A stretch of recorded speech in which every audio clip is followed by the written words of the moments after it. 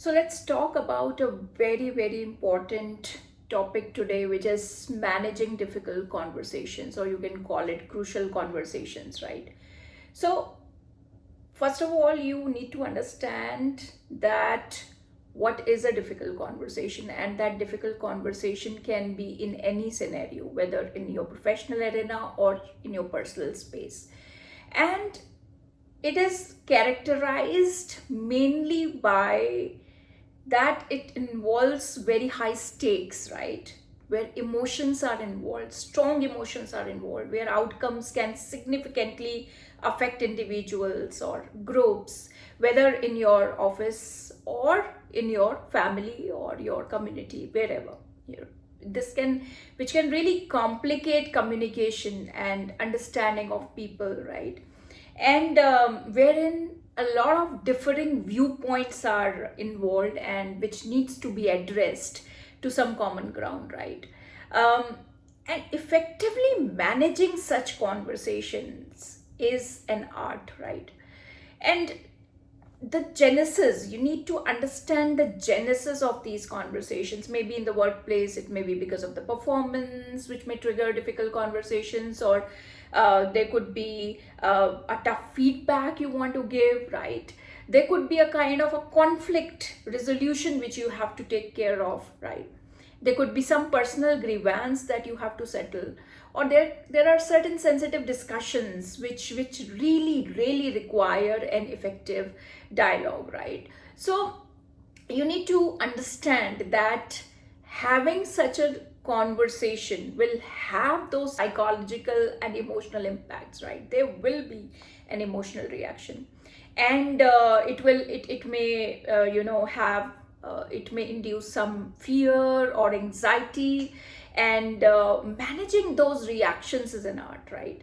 So at that time, at that juncture, managing your own reactions and managing the reactions of the other person and understanding that other person is very important if you really want to have a healthy conversation, and if you are really aiming to have a positive or a constructive outcome of that conversation. So first of all, it is about your intention, that why are you having that conversation, what is the outcome you intend. Is it about improving the other person?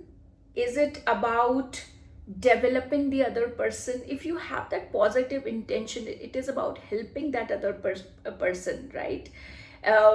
Then that conversation is meaningful. So the intention has to be very healthy, very positive, right? And you need to be very proactive, and you can predict easily that quite possible that you will see defensiveness in those discussions, and there could be triggers, there could be those responses wherein you need to respond in a very effective way rather than reacting, right?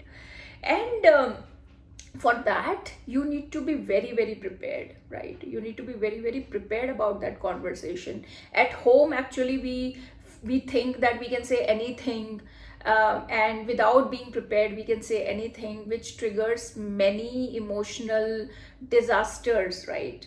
And obviously in the workplace it is the same. So you need to identify the issue wherever it is and clearly identify the concern, have those facts, data, and don't be judgmental. You need to focus on those specific behaviors or some personal attributes or anything, maybe performance, whatever you want to talk about, right?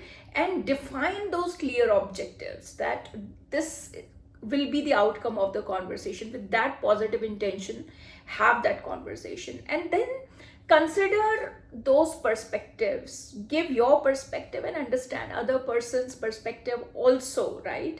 And always make sure that you need to schedule such a conversation at appropriate time and location with minimal distractions, wherein you can really be mindfully in that conversation. You are really engaged fully in that conversation, right? And prepare an introduction. I mean, when you are initiating the conversation, be very careful that how are you going to initiate this conversation in a very, very conducive way. So building that rapport is very, very important before having any kind of conversation, right? Set a very neutral, very healthy ground before having a conversation. And in this, when I'm saying this is an art, that means there is a very important thing about you understanding yourself, whether you are aware about yourself. Have you observed yourself? Do you get into assumptions? Do you get into stereotypes? Do you jump on some conclusion? Are you impulsive? Do you get angry? So you should know your triggers. You should know your emotional impulses before getting into that conversation. And when once you are aware, you can actually regulate that. And you need to also understand the emotions of others. That as I always say, that whatever the thing is, people will forget everything, but they will not forget this, that how you made them feel. So in any kind of conversation, even if it is a difficult conversation, tough feedback, whatever it is, you can still give it in a very healthy way. If you are not getting judgmental, if you are giving real facts to which the other person cannot say no, and understands that yes, where it is coming from, and if your responses are very thoughtful, rather than being reactive, you are really having a very positive response, right? And while giving it, your mindset has to be very collaborative, right? That you are encouraging the other person also to speak very openly, to contribute to that conversation effectively, right? If there is an honest exchange of thoughts, then obviously the outcome will be positive, right?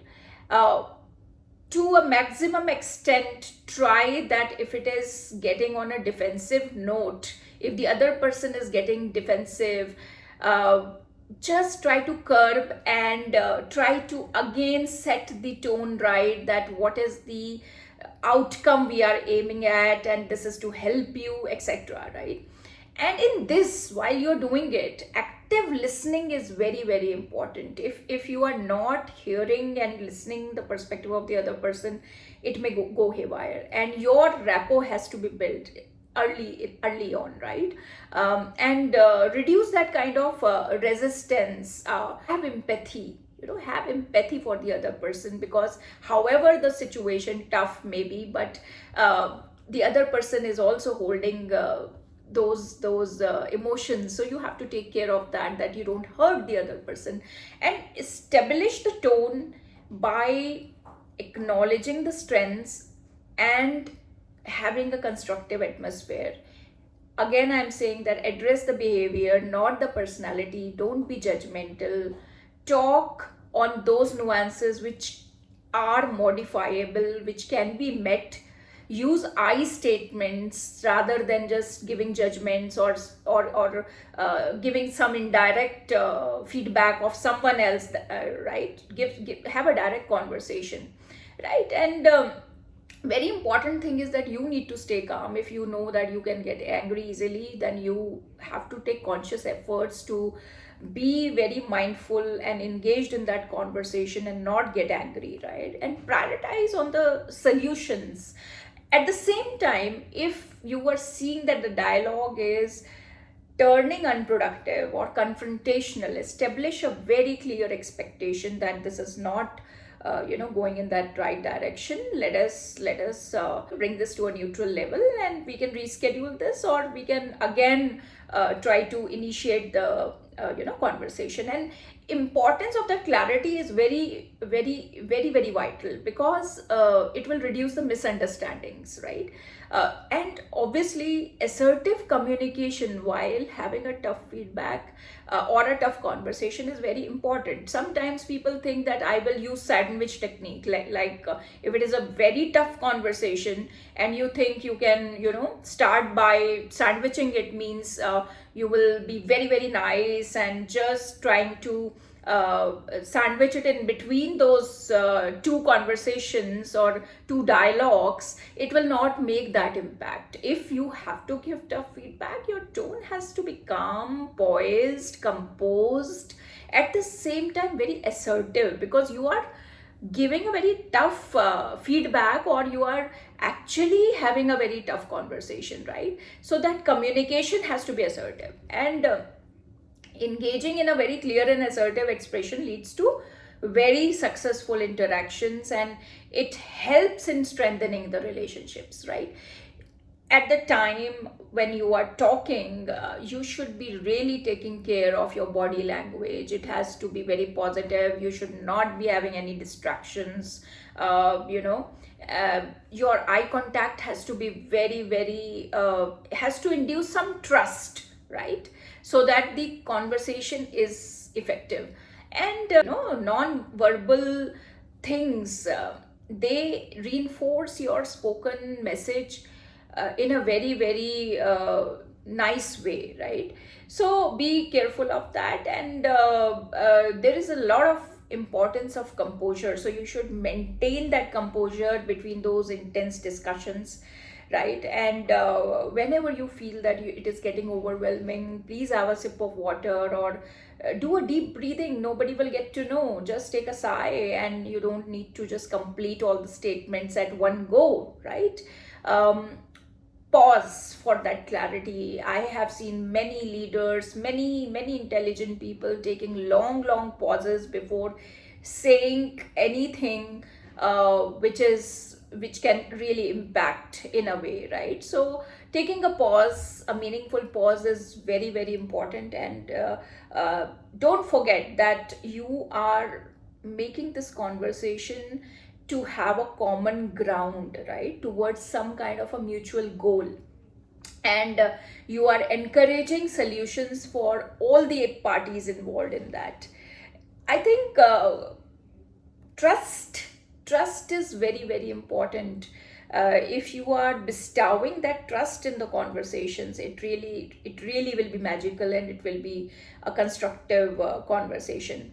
And never ever blame somebody, right? Rather, have a focused shift towards solutions, right? And the outcome you should aim for should be a positive one. And once you have this conversation, after that also, if you see behaviors which are on a positive track and which are towards win-win collaborative wins, please reinforce that. Communicate that to a person, that yes, you are doing very good, and keep on evaluating. And good behavior, or good aspects, if given a feedback on the right time, they can be reinforced in a very positive way. It is very important to have a positive reinforcement if you want to encourage that kind of behavior, be it personal, be it professional, right? And demonstrate that accountability, that fosters trust.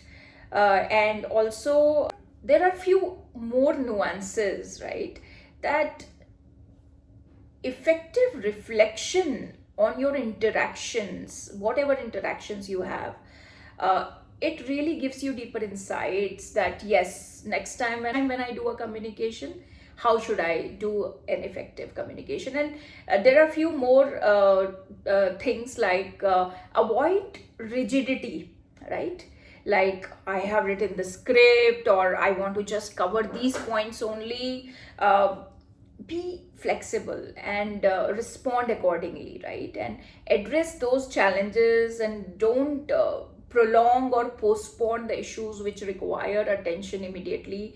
And in your exchanges, maintain that respect, in a professional way, if you are in a workplace, and even in a personal environment, that respect has to be undeterred, right? And strive to really understand what the other person is saying. Even if the disagreement still exists, still you have to really understand the viewpoint of others, right?